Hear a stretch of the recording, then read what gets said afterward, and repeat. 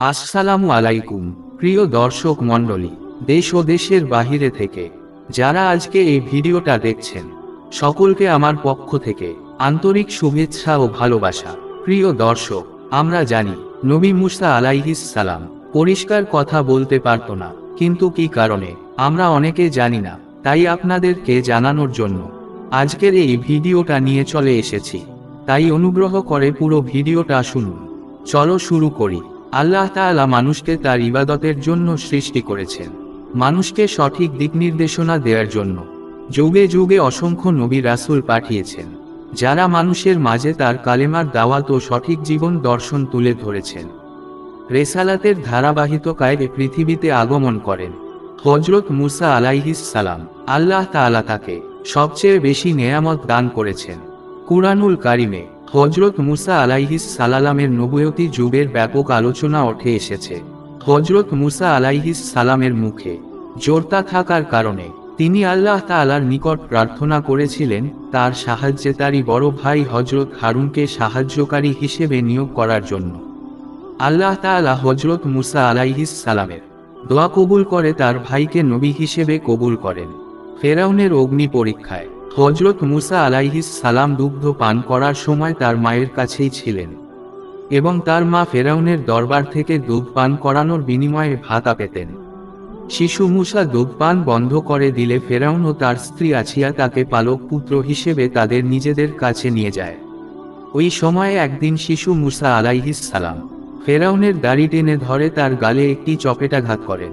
কোনো কোনো বর্ণনায় আছে তিনি একটি ছুরি হাতে নিয়ে খেলা করছিলেন। এক সময় ছুরি দ্বারা তিনি ফেরাউনের মাথায় আঘাত করে বসেন। ফেরাউন রাগান্বিত হয়ে তাকে হত্যা করার সিদ্ধান্ত নিয়ে ফেলেন। তখন ফেরাউনের স্ত্রী আছিয়া বললেন, রাজাধিরাজ, আপনি অবুঝ শিশুর অপরাধ ধরবেন না, সে তো এখনো ভালো মন্দের পার্থক্যও বোঝে না, আপনি ইচ্ছা করলে পরীক্ষা করে দেখতে পারেন। ফেরাউনকে পরিম্মা করানোর জন্য আছিয়া একটি পাত্রে জ্বলন্ত অঙ্গার ও অপর পাত্রে মণিমুক্তা এনে মুসা আলাইহিস সালাম এর সামনে রেখে দিলেন। উদ্দেশ্য এই যে হযরত মুসা আলাইহিস সালাম অবুঝ শিশু সুলভ অভ্যাস অনুযায়ী সে আগুনের জ্বলন্ত অঙ্গারটির উজ্জ্বল ও সুন্দর মনে করে তা ধরার জন্য হাত বাড়াবে। মণিমুক্তার চাকচিক্য তার দৃষ্টি আকর্ষণ করবে না, ফলে ফেরাউন বুঝতে পারবে যে সে যা করেছে তা শিশুসুলভ আচরণেই অজ্ঞতাবশত করেছে। কিন্তু শিশু মুসা আলাইহিস সালাম কোনো সাধারণ শিশু ছিল না, তিনি ছিলেন আল্লাহ তাআলার ভবিষ্যৎ নবী ও রাসূল, যার স্বভাব প্রকৃতি জন্মলগ্ন থেকেই অন্যদের চেয়ে ব্যতিক্রম ছিল।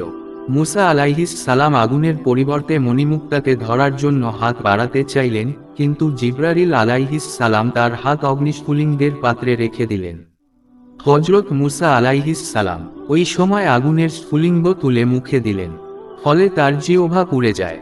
এতে ফেরাউন বিশ্বাস করল যে মুসা আলাইহিস সালামের এ চর বা ছুরি দিয়ে মাথায় আঘাত করার কাজটি উদ্দেশ্য প্রণোদিত ছিল না, এটা ছিল নিতান্তই বালক সুলভ অজ্ঞতাবশত। ওই ঘটনা থেকেই হযরত মুসা আলাইহিস সালামের জিহ্বায় কথা বলার সময় জোরতার সৃষ্টি হয়, যে ফেরাউন তার ক্ষমতা হারানোর আশঙ্কায় হযরত মুসা আলাইহিস সালামের আগমনের ভয়ে অসংখ্য শিশুকে হত্যা করেছিল। আল্লাহ তাআলা সেই পয়গাম্বর হযরত মুসা আলাইহিস সালামকে তারই তত্ত্বাবধানে রাজপ্রসাদে লালিত পালিত করে বড় করলেন। এ হলো আল্লাহ তাআলার রহমতের বিশেষ নমুনা। এ কারণেই আল্লাহ তাআলা বলেছেন, তোমরা আল্লাহর রহমত থেকে নিরাশ হইও না। আল্লাহ তাআলা মুসলিম উম্মাহকে তার রহম ও কর্মের ওপর পরিপূর্ণ আস্থা বিশ্বাস রেখে দ্বীন ও ইসলামের প্রচার প্রসারে আত্মনিয়োগ করার এবং কুরআন সুন্নাহর বিধান যথাযথ পালন করার তৌফিক দান করুন।